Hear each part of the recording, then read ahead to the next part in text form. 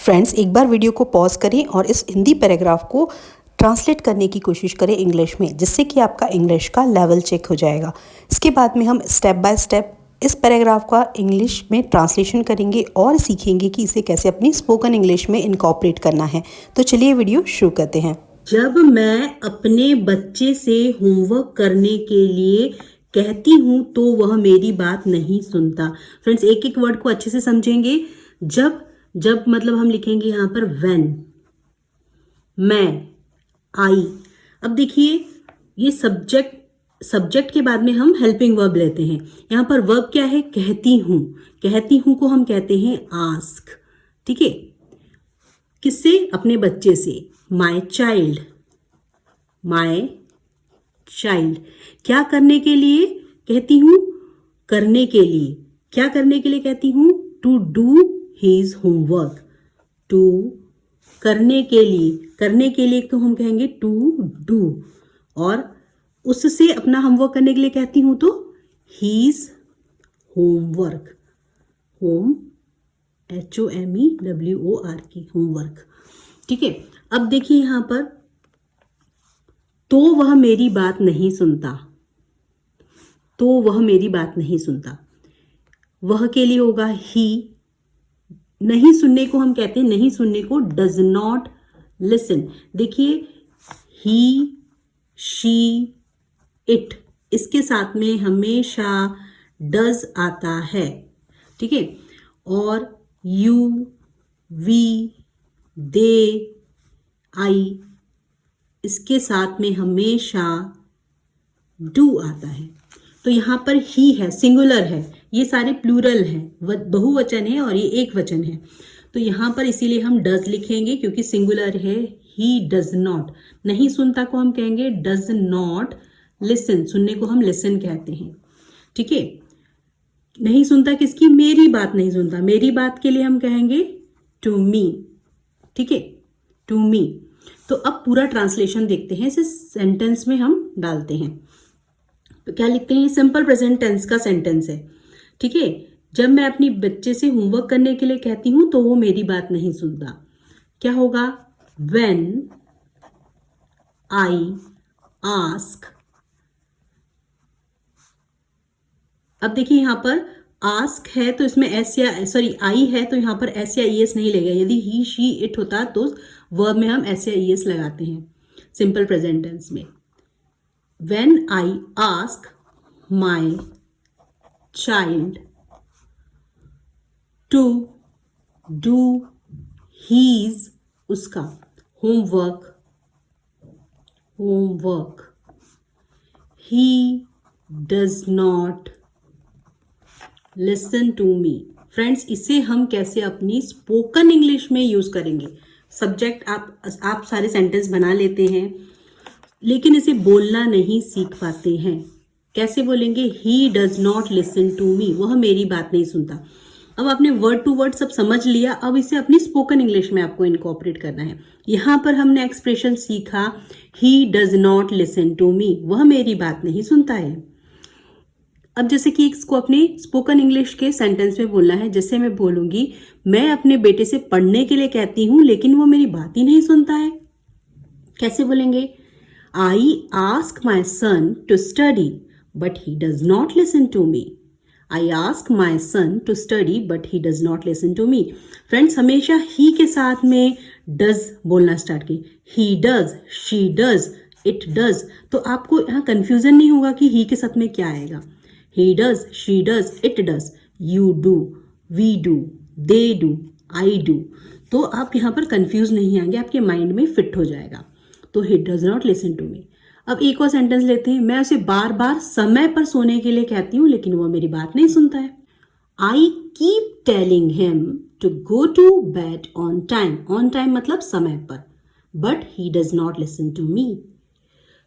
I keep telling him to go to bed on time, but he does not listen to me। तो friends, इस तरीके से does not listen to me को आप अपनी spoken English में incorporate करें। लेकिन जैसे ही मैं उसे थोड़ा सख्ती से करने के लिए कहती हूँ वह तुरंत काम करने लगता है। पहले वर्ड टू वर्ड देखते हैं। लेकिन के लिए हम यूज करेंगे बट। जैसे ही as soon as, as soon as, जैसे के लिए हम कहते हैं एज सून एज, मैं, आई, उसे, उसे के लिए हम लड़का है तो हिम, लड़की है तो हर। ठीक है। थोड़ा सख्ती से, थोड़ा सख्ती मतलब अ लिटिल स्ट्रिक्ट। सख्ती को हम कहते हैं किसी से थोड़ा सख्त हो जाना, स्ट्रिक्ट। ठीक है। करने के लिए कहती हूँ, देखो इसका मतलब होता है कि मैं थोड़ा सख्त हो जाती हूँ। हो जाने के लिए हम कहते हैं गेट। क्या यूज करते हैं हम? गेट। ठीक है। किसके साथ में? गेट, उसके साथ में, तो विथ हिम, विथ हिम। ठीक है। अब देखिए, जब मैं थोड़ा सख्त हो जाती हूँ, अब उसके बाद है वह तुरंत काम करने लगता है। तुरंत काम करने को हम कहते हैं राइट अवे। जैसे हम कहते हैं ना गो राइट अवे, अभी कह भी जाओ यहां से। तो वह के लिए आएगा यहां पर, लड़का है तो ही, लड़की है तो शी।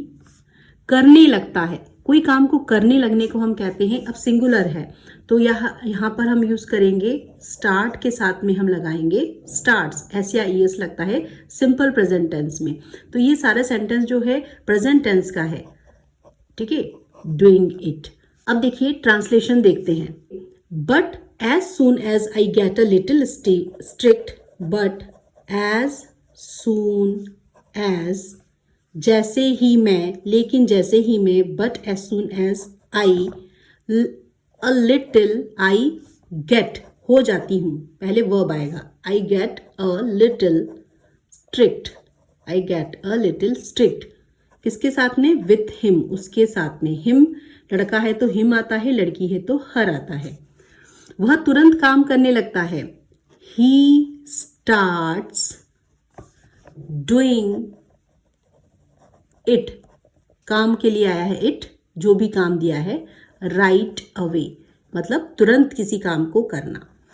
अब देखिए फ्रेंड्स, हमने यहाँ पर एक्सप्रेशन सीखा है gate a little strict with him, gate a little strict with him. इसे कैसे अपनी स्पोकन इंग्लिश में यूज करेंगे, क्योंकि हम लिखना पढ़ना सब सीख जाते हैं लेकिन बोल नहीं पाते हैं, तो इसे अपनी स्पोकन इंग्लिश में यूज करना है। Gate a little strict with मतलब होता है उसके साथ थोड़ी सख्ती करो। जैसे कि सेंटेंस हो सकता है, अगर वह पढ़ाई नहीं कर रहा है तो उसके साथ थोड़ी सख्ती करो। If he is not studying, gate a little strict with him.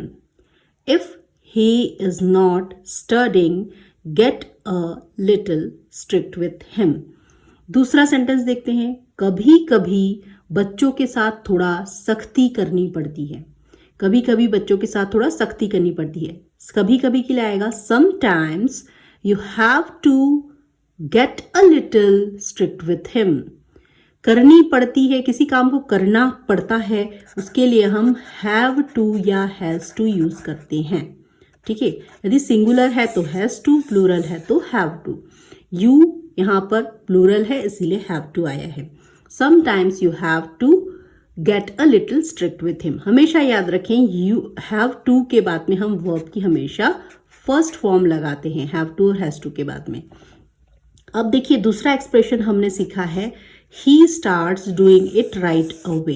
He starts doing it right away मतलब वह तुरंत करने लगता है। कैसे स्पोकन इंग्लिश के सेंटेंस में यूज करेंगे? जैसे ही मैं उसे याद दिलाती हूँ वह तुरंत अपना होमवर्क करने लगता है। जैसे ही के लिए एज सून एज, याद दिलाने के लिए रिमाइंड, उसे हिम। तो as soon as I remind him, he starts doing his homework right away. As soon as I remind him, he starts doing his homework right away. Speak after me. मेरे साथ बोलने की कोशिश करें तो ये अपनी स्पोकन इंग्लिश में आप से इनकॉर्पोरेट करें, धीरे धीरे आप बोलना सीख जाएंगे। नेक्स्ट है, जैसे कि एक और सेंटेंस लेते हैं। जब उसके पापा उसे कहते हैं तो वह तुरंत अपना कमरा साफ करने लगता है। तो आप क्या यहाँ यूज करेंगे? व्हेन भी यूज कर सकते हैं, एज सुन एज भी यूज कर सकते हैं। As soon as his dad tells him, he starts cleaning his room right away. As soon as his dad tells him, he starts cleaning his room right away. तो इन दोनों expressions को अपनी spoken English में incorporate करें।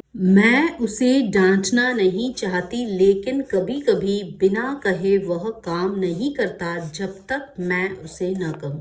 पहले word to word देखते हैं फ्रेंड्स। ये जनरली वैसा पैराग्राफ है जिसे हम अपनी स्पोकन इंग्लिश में यूज़ करते ही हैं। तो इसका एक एक जब हम अच्छे से वर्ड समझते हैं, मैं, आई, उसे के लिए हम आएगा हिम। डांटना नहीं चाहती, देखिए नहीं चाहने के लिए हम यहाँ पर यूज़ करेंगे डोंट वॉन्ट। डोंट वॉन्ट, देखिए आई है इसीलिए यहाँ पर हमने डू नॉट यूज़ किया है। यदि इसकी जगह ही, शी और इट होता तो हम डज नॉट यूज़ करते, डज नॉट वॉन्ट। क्या करते, डज नॉट वॉन्ट। लेकिन यहाँ पर आई है इसीलिए हमने डोंट वॉन्ट यूज़ किया है। आई, यू, वी, दे के साथ में हम डू यूज़ करते हैं, ये याद रखें। डांटना, टू स्कोल्ड। स्कोल्ड क्या कहते हैं, स्कोल्ड, SCOLD, स्कोल्ड, ठीक है। उसे के लिए हिम। लेकिन, बट, कभी कभी, समटाइम्स, बिना कहे वह काम नहीं करता, ठीक है। वह नहीं करता के लिए क्या होगा, अब यहाँ पर देखिए वह जो है वो सिंगुलर है, ही या शी हो सकता है। तो क्या आएगा यहाँ पे, डज नॉट डू, नहीं करता, डज नॉट डू। वह काम नहीं करता, अपना काम नहीं करता, तो क्या होगा, हीज वर्क, ठीक है।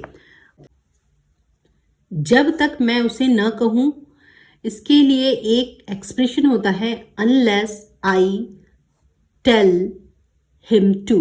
क्या होता है इसके लिए एक्सप्रेशन, अनलेस, जब तक मैं उसे न कहूं ऐसा करने के लिए, unless I tell him to. ये एक्सप्रेशन को हम कैसे यूज करेंगे अपनी स्पोकन इंग्लिश में, ये भी हम अभी सीखेंगे। अब देखिए फ्रेंड्स, इसका ट्रांसलेशन देखते हैं। मैं उसे डांटना नहीं चाहती, I don't want to scold him. I don't want to scold him. लेकिन, बट, कभी कभी वो बिना कहे काम नहीं करता। समटाइम्स ही डज नॉट, नहीं करता, डज नॉट डू, क्या नहीं करता, हीज वर्क। अब एक्सप्रेशन यूज करेंगे बिना, जब तक मैं उसे ना कहूं, unless I tell him to. जब तक मैं उसे ना कहूं, ये एक्सप्रेशन आपको याद करना है, अपनी स्पोकन इंग्लिश में से यूज करना है। He does not do his homework unless I tell him to. He does not do his homework unless I tell him to. इसे अपने साथ में एक बार बोलिए, जब तक मैं नहीं कहता, unless I tell him to, अपनी माइंड में फिट करें। उसके बाद में देखिए एक और सेंटेंस लेते हैं। जब तक अपना कमरा साफ नहीं करता, वह अपना कमरा, एक और सेंटेंस देखते हैं। वह अपना कमरा साफ नहीं करता जब तक मैं उसे न कहूं। He does not clean his room unless I tell him to. He does not clean his room unless I tell him to. Unless I tell him to बहुत ही खूबसूरत एक्सप्रेशन है और बहुत ही सिंपल है। मैं चाहती हूँ कि वह खुद से अपनी जिम्मेदारी समझे और समय पर अपना काम पूरा करे। हर पेरेंट्स यही चाहता है, हर कोई यही चाहता है कि हर जो भी उसके छोटे हैं वो अपनी खुद की रेस्पॉन्सिबिलिटी समझें। अब वर्ड टू वर्ड पहले देखते हैं। आई के लिए आएगा, मैं के लिए आएगा आई, चाहती हूँ, वॉन्ट, कि वह के लिए उसकी बात कर रहा है जिसके लिए वो चाहती है, हिम या हर। जिम्मेदारी लेने को कहते हैं हम टेक रेस्पॉन्सिबिलिटी,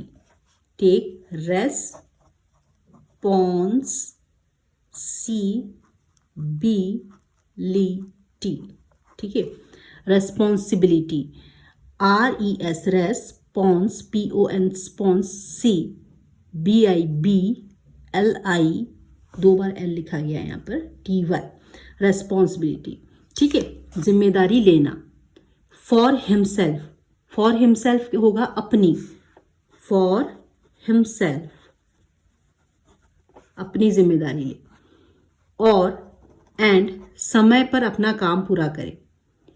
ठीक है, समय पर के लिए हम यूज करेंगे ऑन टाइम। ऑन टाइम, किसी भी काम को समय पर करने के लिए हम यूज करते हैं ऑन टाइम। अपना काम, his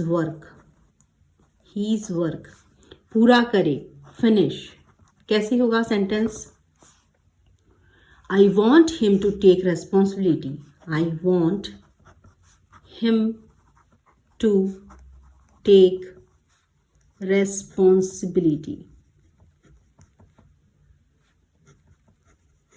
for himself and finish his work on time, and finish his work on time। on time मतलब समय पर। अब हम यहाँ पर क्या एक्सप्रेशन यूज किया है? Take responsibility for himself. Take responsibility for himself, ये एक्सप्रेशन को कैसे हम यूज करेंगे स्पोकन इंग्लिश में? अपनी जिम्मेदारी खुद समझना या अपनी जिम्मेदारी खुद लेना। अब वह बड़ा हो रहा है, उसे अपनी जिम्मेदारी खुद समझनी चाहिए।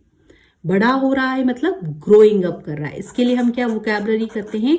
किसी का भी बड़ा होने को क्या कहते हैं? Is growing up. He is growing up, grown up. ठीक है, हो चुका है तो ग्रोन अप आएगा, इसकी थर्ड फॉर्म आएगी। ही हैज ग्रोन अप, ये बड़ा हो चुका है। बड़ा हो रहा है इसलिए कंटिन्यूअस टेंस है, इसलिए इज ग्रोइंग अप आएगा। अब वह बड़ा हो रहा है, he is growing up now. अब उसे अपनी जिम्मेदारी खुद समझनी चाहिए। He should take responsibility for himself. He should take responsibility for himself. दूसरा एग्जाम्पल देखते हैं। मैं चाहती हूं कि मेरा बच्चा अपनी पढ़ाई की जिम्मेदारी खुद ले। I want my child to take responsibility for his studies. I want my child to take responsibility for his studies. तो इस तरीके से अपनी स्पोकन इंग्लिश में हम इसे इनकॉर्पोरेट कर सकते हैं। फ्रेंड्स, आज हमने ये सारे एक्सप्रेशन सीखे हैं, एक बार फिर से प्रैक्टिस करते हैं। वह मेरी बात नहीं सुनता। He does not listen to me. He does not listen.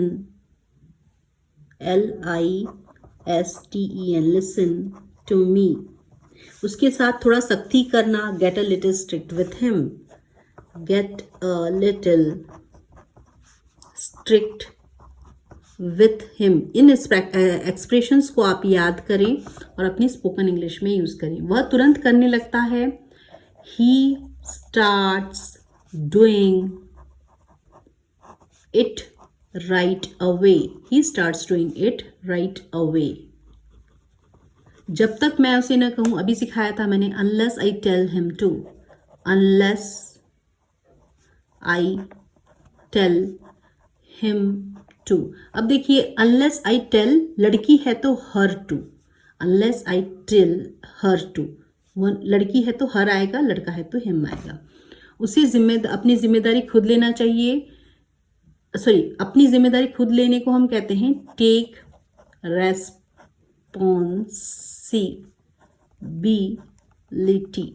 Responsibility for himself. अपनी के लिए आया है हिमसेल्फ, खुद की के लिए भी आता है himself. Take responsibility for himself. तो ये एक्सप्रेशंस आज हमने सीखे हैं, इसे अपनी स्पोकन इंग्लिश में कैसे यूज करना है उसके लिए भी मैंने एग्जाम्पल के साथ में सिखाया है। इस तरीके की वीडियो आपको यदि पसंद आती है तो मेरी प्लेलिस्ट को आप फॉलो करें। वहाँ पर मैंने बहुत सारे प्रैक्टिस पैराग्राफ दिए हैं, जहाँ पर आप जाके बहुत सारी इंग्लिश की प्रैक्टिस कर सकते हो। ये पूरी तरह फ्री है। और मेरी वीडियो आपको पसंद आ रही है तो चैनल को सब्सक्राइब करें, वीडियो को लाइक करें, ज़्यादा से ज़्यादा शेयर करें और वीडियो को हाइप करें, जिससे कि ये ज़्यादा से ज़्यादा लोगों तक पहुंच पाएं जो इंग्लिश सीखना चाहते हैं। फ्रेंड्स, घर में यदि आपके सॉकेट्स कम हैं और डिवाइस बहुत ज़्यादा हैं, यदि आपको मोबाइल, लैपटॉप, टैबलेट सबको एक साथ में चार्ज करना है तो ये 3 यूज़फुल एक्सटेंशन बोर्ड्स आपके काम के हो सकते हैं। पहला मैंने air mount 3 socket extension board, जिसमें कि 6 USB चार्जिंग पोर्ट है और 3 यूनिवर्सल सॉकेट मिलते हैं। मल्टीपल डिवाइस के लिए काफ़ी कन्वीनियंट ऑप्शन है। ये मैंने फ्लिपकार्ट से बाय किया है। दूसरा है एयरसॉफ्ट 4-वे मल्टी प्लग, जिसमें कि अलग अलग स्विचेस दिए गए हैं। आप अपनी ज़रूरत के हिसाब से सॉकेट को कंट्रोल कर सकते हैं। जब आपको ज़रूरत है तो आप इसे ऑन करें, जब नहीं है तो ऑफ करें। और तीसरा है plus store 7-in-1 extension board, जिसमें कि मल्टीपल सॉकेट्स और USB चार्जिंग की सुविधा भी मिलती है।